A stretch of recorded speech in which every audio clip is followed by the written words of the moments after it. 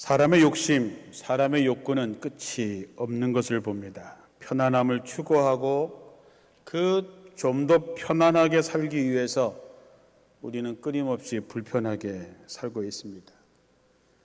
예전에는 화장실이 집 밖에 있었지요. 가난한 도시 빈민촌에는 동네 사람들이 함께 쓰는 공중 화장실밖에 없어서 참 불편했습니다. 그래서 사람들은 집안에 화장실이 있는 것이 꿈이었습니다. 그래서 죽도록 십몇 년을 고생해서 드디어 집안에 화장실 하나 있는 집을 얻고 그리고 행복해했습니다. 그런데 다른 친구네 집에 집들이를 가보니까 그 집에는 화장실이 2개가 있습니다. 거실에 하나, 안방에 있는 그 화장실을 보면서 또 불행을 느끼고 그래서 다시 십몇 년 동안 죽어라고 일을 해서 드디어 화장실 2개 있는 집으로 이사를 하게 됐지요. 그랬더니 자기 인생 다 살았더라 라는 웃지 못할 이야기가 있습니다. 화장실뿐이겠습니까? 자동차, 냉장고, 세탁기, 이젠 버튼만 누르면 다 되는 전자기기들, 집안의 모든 사람들이 하나씩 손에 들고 있는 스마트폰들, 정말 편리한 것들이 집집마다 가득한데 정말로 우리가 행복할까 하는 것입니다. 그 편리함 때문에 시간이 많이 남아야 되지요. 그 남는 시간 뭘 하고 계신지요? 많은 사람들이 더 바쁘다고 이야기합니다. 무엇 때문에 정말 바쁠까요? 편안함을 구하는 것은 사람이 갖고 있는 본성 중에 하나입니다. 그러나 그 편안함 때문에 우리는 육신과 영혼의 건강을 해칠 때가 많이 있습니다. 그 예전보다는 정말 편리한 것들이 우리 집에 가득한데 우리는 뭔가 잃어버리고 살고 있는 것이지요. 편리함은 우리를 게으르게 만들고 우리 몸과 영혼은 병들게 되어 있습니다. 도대체 우리는 무엇을 잃어버리고 무엇을 놓치고 있는가에 대해서 이제는 질문조차 하지 않습니다. 특별히 우리는 그리스도인으로서 무엇을 놓치고 무엇을 잃어버렸을까? 오늘 사도 바울은 골로새서 1장 24절에서 25절을 메시지 성경으로 읽으면 이렇습니다. 이 감옥에 여러분이 아니라 내가 갇혀 있는 것이 얼마나 감사한 줄 모릅니다. 이 세상에는 우리가 받아야 할 고난이 많이 있습니다. 그것은 그리스도께서 겪으신 것과 같은 고난입니다. 나는 교회가 겪는 이 고난에 참여할 기회를 기꺼이 환영합니다. 나는 이 교회의 일꾼이 되어 이 고난을 순전한 선물로 받았습니다. 그것은 나로 하여금 여러분을 섬기고 온전한 진리를 전하게 하시는 하나님의 방법입니다. 사도 바울은 고난이라고 하는 것을 이야기하지만 이제 우리들의 삶에 고난이라고 하는 단어는 낯선 단어가 되어버렸습니다. 편안함을 추구하는 우리에게 고난이라고 하는 단어가 끼어들 여지가 이제는 없어진 것이지요. 바울이라고 고난 자체를 즐거워하는 사람이었을까요? 아니지요. 사도 바울도 우리와 똑같은 사람들입니다. 그도 편안하기를 원했고 안락하기를 원했고 그리고 아무 근심 없이 사는 것을 원했겠지요. 그러나 그는 다른 이들을 위해서 복음을 위해서 자신은 고난을 기꺼이 받아들이고 고난의 삶을 사는 것을 영광으로 생각하겠다 말합니다. 그는 어떤 괴로움도 기꺼이 받아들일 수 있는 열정이 있었던 것이지요. 바로 그 열정, 오늘을 살아가는 우리가 편안함을 얻은 대신에 잃어버린 것입니다. 한번 생각해 보십시오. 여러분에게 영혼 구원에 대한 열정, 복음을 전해야 하는 열정, 선교에 대한 열정이 남아있는가 하는 것이지요. 저는 그게 참 슬픕니다.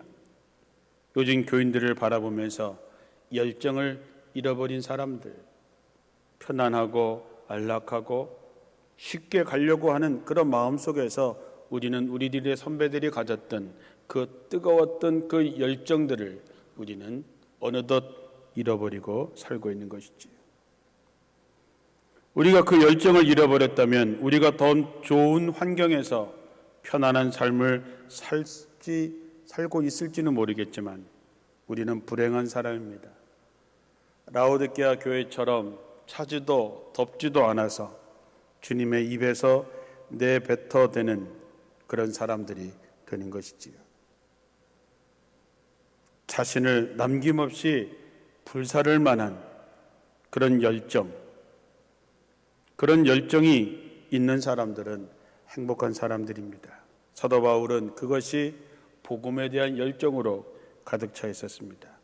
사람들에게 복음을 전하고 그 복음의 말씀을 듣고 주께 돌아온 사람들을 믿음으로 든든히 세우고, 그래서 주님의 교회의 덕을 세우기 위해서라면 자기는 어떤 고난, 어떤 시련이라도 몸으로 받을 준비가 되어 있다라고 하는 것이죠. 사도 바울의 이러한 삶의 모습은 신실한 그리스도인이 되고자 하는 우리의 고백이 되어야 됩니다. 사도 바울의 그 열정의 뿌리는 어디 있을까? 그 뿌리는 그리스도에게 있습니다. 이것이 중요한 것이죠. 내 삶의 뿌리가 어디에 있는가?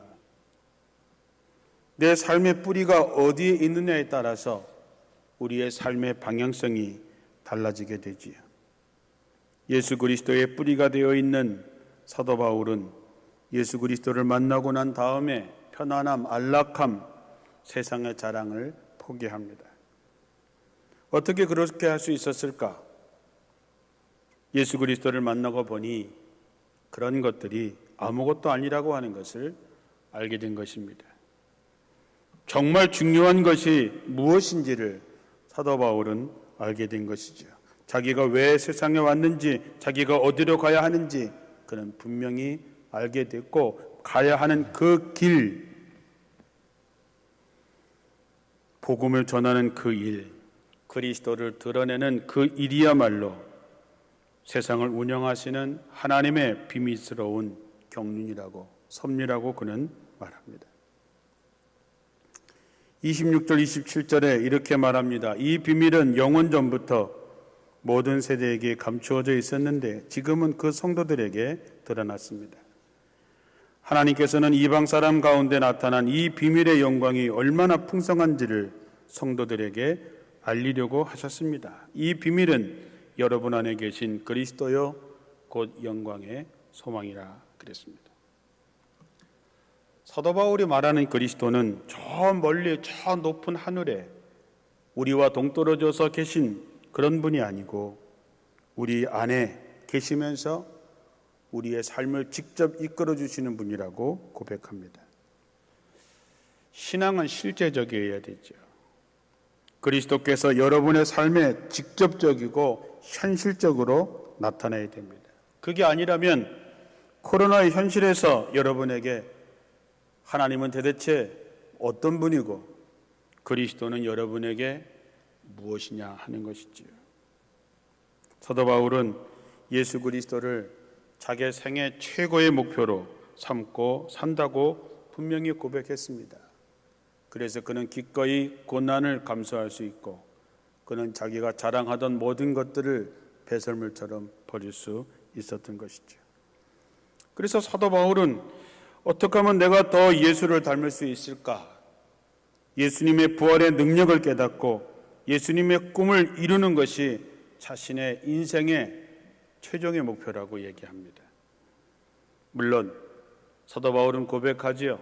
나는 다 이룬 것이 아니고 온전하게 한 것이 아니지만 그러나 자기는 가야 할 길이 무엇인지, 어디로 가야 하는지, 무엇을 해야 되는지 그는 분명히 알고 오늘도 그 표대를 향해서 달려가노라 얘기했습니다.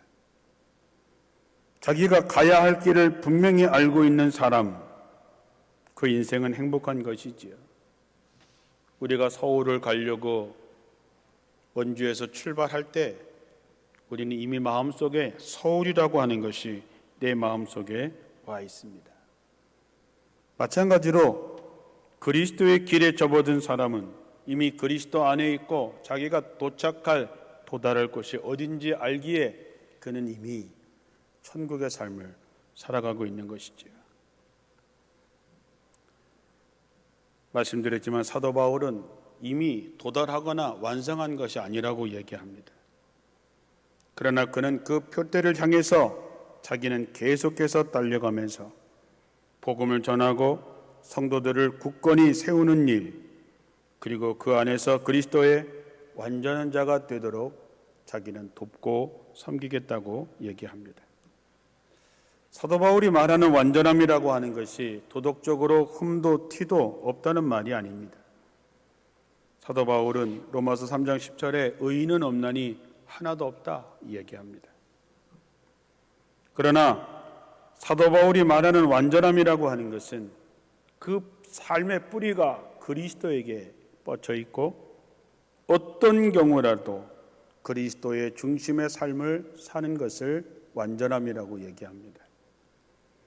그래서 우리는 살아도 주를 위하여 살고 죽어도 주를 위하여 죽나니 그러므로 사나 죽으나 우리는 주의 것이라고 고백하는 것입니다. 성도들은 어떤 상황 속에서 하나님과의 관계의 끈을 꼭 붙들고 사는 사람들입니다. 교회에 와서 예배를 드리든 가정에서 예배를 드리든 직장에 가서 일을 하든 학교에 가서 공부를 하든 그는 언제 어떤 상황에서도 하나님과의 끈을 붙잡고 있는 사람이지요. 완전한 사람이라고 하는 것은 하나님의 깊은 사귐 속에 있는 사람이라는 말이 됩니다. 세상에 그리스도인이라고 하는 사람들은 참 많지만 안타깝게도 그리스도 안에 있는 성도는 그리 많지 않은 것 같습니다. 어떤 때는 주님 안에 머물러 있는 듯 싶지만 어떤 순간에는 그리스도 밖에서 세상 사람들이 추구하는 것을 따라가면서 방황하는 사람들이 많이 있습니다. 오늘 우리의 현실을 돌아봅니다. 교회는 세상 사람들에게 손가락질 받고 교회 다니는 사람은 가까이 하고 싶지 않은 사람, 속과 겉이 다른 사람이라는 평가를 듣게 됩니다. 문득 초대교회의 모습을 돌아봅니다. 사도행전 2장 44절에서 47절에 보면 믿는 사람들은 다 함께 지내며 모든 것을 서로 나누어 쓰고 재산과 물건을 팔아서 각자 필요에 따라 나누어 주었다. 그들은 한 마음으로 날마다 성전에 모이기를 힘쓰고 집집마다 돌아가며 성찬을 나누고 기쁨과 진실한 마음으로 함께 식사하며 하나님을 찬양하고 또 모든 사람에게 칭찬을 받았다. 그리고 주님께서도 구원받는 사람이 날마다 많아지게 하셨다. 초대교회의 교인들의 살아가는 삶을 보고 세상 사람들이 뭐라고 얘기했냐 하면 칭찬했다 그랬습니다. 세번역 성경에 보면 호감을 가졌다. 공동번역 성경에 보면 모든 사람들이 교인들을 우러러 보았다 이렇게 표현하고 있습니다. 사람들이 교인들을 볼 때에, 사람들이 기독교인을 볼 때에 칭찬을 하고 호감을 갖고 그리고 우러러 보았다. 그러니까 하나님께서 날마다 함께 할 수 있는 구원받는 사람의 숫자를 많게 하셨다는 거지요. 여러분, 사람들이 칭찬하고 사람들이 호감을 갖고 사람들이 우러러보는 교회가 됐으니 많은 사람들이 그 일에 동참하게 되고 날마다 믿는 자의 수가 더해지게 되는 것이지요. 사람들이 예수 믿는 사람들을 예수쟁이라고 그러죠. 예수쟁이라고 하는 말은 뭐 썩 좋은 뜻으로 얘기하는 것은 아닙니다. 약간 멸시하는 태도를 가지고 있는 얘기지요. 근데 저는 예수쟁이라고 하는 얘기를 들을 때 여러분, 그 예수장이라고 하는 것은 장인이지요. 어떤 일정한 직업에 어떤 기술에 정통한 사람, 최고의 위치에 있는 사람을 장이라고 얘기합니다.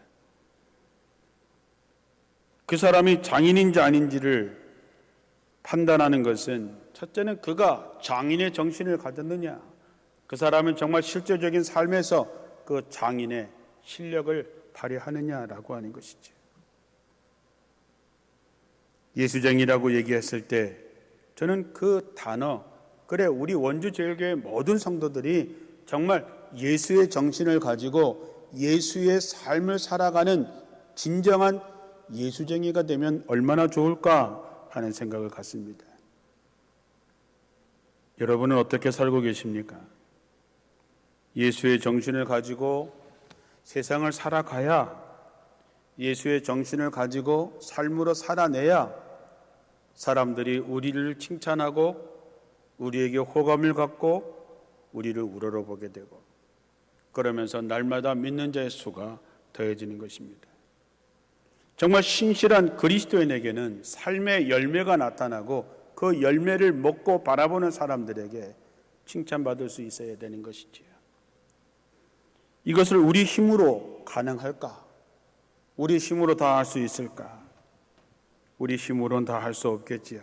그래서 29절에 사도 바울은 나도 내 능력으로 하는 것이 아니라 내 속에 능력으로 역사하시는 이의 역사에 따라 힘을 다하여 수고한다 그랬습니다. 우리가 되고 싶은 것과 되는 것은 다른 것이지요.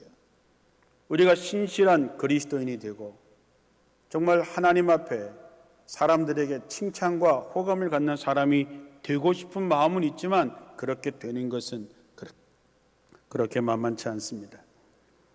그러나 우리 안에 역사하시는 성령이 계시기에 성령이 도와주시면, 성령에 인도해 주시면 우리는 그 목표에 도달할 수 있습니다. 하나님의 일은 우리 힘으로 할 수 없습니다. 우리 힘으로 하려고 하다 보면 쉽게 지치고 낙심하게 되고 포기하게 되지요. 우리의 신앙생활을 돌아보면 이런 연속의 삶을 보게 됩니다.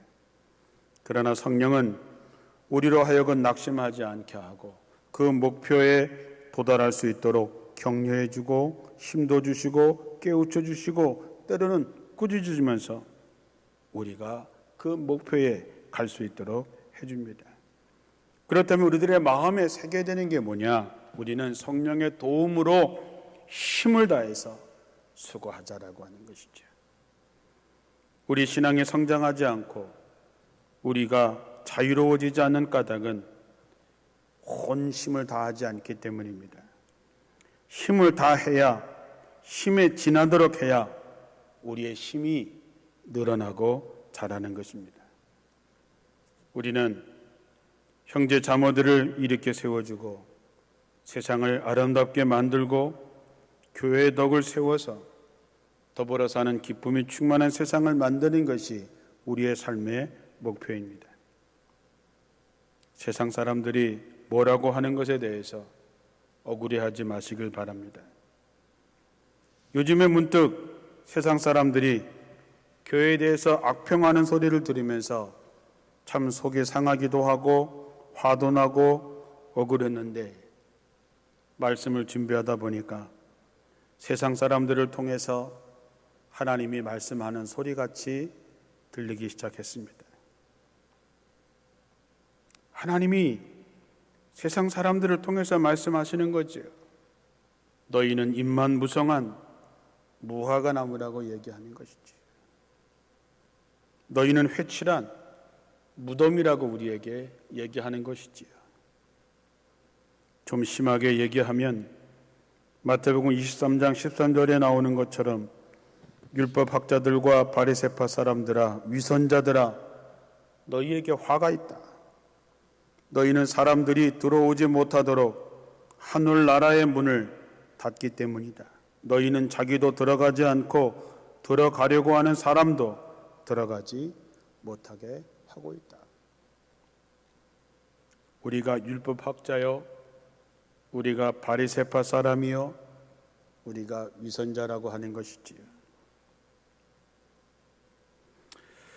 우리는 꼭 있어야 할 신실함이 없다는 뼈아픈 지적을 세상 사람들에게 받고 있는 셈입니다.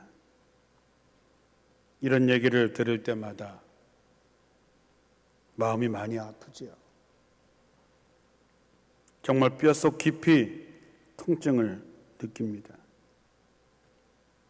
교회 안에서조차도 천박함이 넘쳐나고 천박한 자본주의 정신이 예수의 정신을 삼켜버린 지 오래되었다라고 하는 것을 알게 됩니다. 우리는 언제 어디서나 그리스도인이 되는데, 그래서 사람들로부터 칭찬을 받고 사람들로부터 호감을 받고 사람들로부터 우러러 보는 것을 받아야 하는데, 지금 그렇지 못한 것이 너무 아프지만 이 말들을 우리는 마음속에 새기고 변화되어야 될 것입니다. 저는 우리 원주제일교회가 신실한 신앙의 열매가 있는 교회, 성령의 능력 안에 있는 교회, 정말 예수의 정신이 지배하는 교회, 그래서 때때로 어려움을 사서하는 교회, 어려운 이웃을 위해서 스스로 가난해질 수 있는 교회, 하나님의 나라의 임재가 보이는 교회, 다름을 용납하고 끌어안을 수 있는 교회, 그런 교회로 성장해 가기를 원합니다. 이거는 저만의 소망이 아니라 우리 모두의 소망이요, 그리고 주님의 소망이 될 것입니다. 참 어려운 때입니다. 그러나 교회의 미래는 코로나에게 달린 것이 아니라 바로 우리 각자에게 달려있는 것이지요. 우리 한 사람 한 사람, 성도 한 가정 가정이 복음의 열정을 회복하고, 그리고 하나님께서 각자에게 주신 은사로 서로 섬기고 성령의 도움으로 헌신의 힘을 다하여 수고할 때에 우리는 비로소 신실한 사람, 진정한 그리스도인, 사람들에게 칭찬받는 초대교회의 모습을 온전히 회복할 수 있게 될 것입니다. 이 꿈을 가지고 세상에 희망을 주고 더불어 사는 기쁨을 이뤄갈 수 있는 교회가 될 수 있도록 저와 여러분이 함께 온심을 다하시기를 주님의 이름으로 축원합니다.